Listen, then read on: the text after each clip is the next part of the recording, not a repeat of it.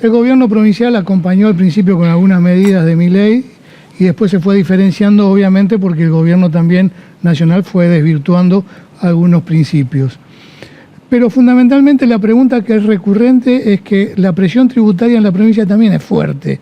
¿Hay algún plan para, digo, que no es responsabilidad de la provincia, es responsabilidad de una política económica nacional, ¿no? Digo, ¿hay algún plan para ir viendo el tema tributario? Bueno, dos cosas. Uno, la provincia, en las últimas dos leyes tributarias de la provincia han tenido una fuerte diferenciación. Si uno ve, hay una presión tributaria que se incrementó para los sectores no vinculados a la producción y el trabajo.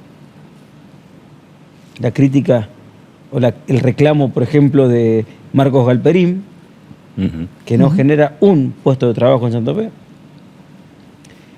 Y se ha disminuido, por ejemplo, para... Estamos hablando de Mercado Libre, ¿no? Sí, sí. Se ha disminuido, por ejemplo, para los sectores de la producción. Santa Fe es una de las provincias que menos cobra tributo a la producción y, por ejemplo, cero a la producción del campo en cuanto a ingresos brutos. Pero, por ejemplo, también en materia financiera, no es lo mismo lo que paga de ingresos brutos una entidad financiera que dispone recursos para prestarle a la producción que paga menos que la que no lo hace. Esa diferenciación Santa Fe la viene haciendo. Y te aporto un dato más, les aporto un dato más, que es información del Gobierno Nacional del año 2024, Ministerio de Economía. La presión tributaria nacional en el 24 aumentó respecto al año 23. La presión tributaria aumentó respecto al año 23, en el 24. ¿Y cómo se compuso esa presión tributaria que aumentó? Con un aumento de la presión tributaria de nación y una disminución de la presión tributaria de las provincias. Ese informe del Ministerio de Economía de la Nación tira por la borda horas y horas, tweets y tweets de acusaciones de degenerado fiscal a los gobernadores. Según el propio Gobierno Nacional, el que más aumentó los impuestos fue el Gobierno Nacional.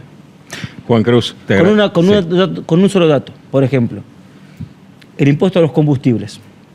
Ese impuesto a los combustibles se consumió días enteros de celebraciones diciendo que se había terminado el impuesto a los combustibles.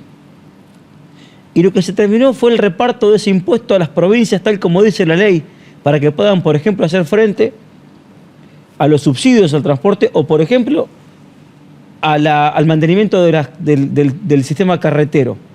El impuesto se sigue cobrando. Cada uno cuando va a cargar combustible lo ve que se sigue cobrando. Pero la diferencia es que ahora se queda todo en Buenos Aires. Y a esta provincia, a Córdoba, a Entre Ríos, a cualquier provincia no llega más un centavo.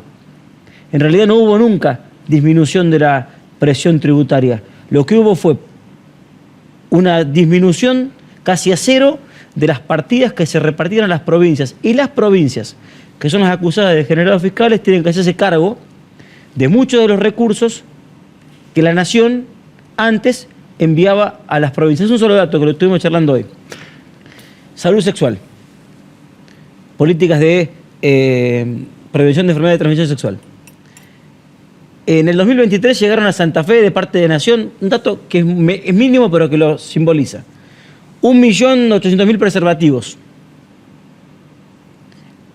Este año llegó 0. Ni siquiera un preservativo mandaron a la provincia.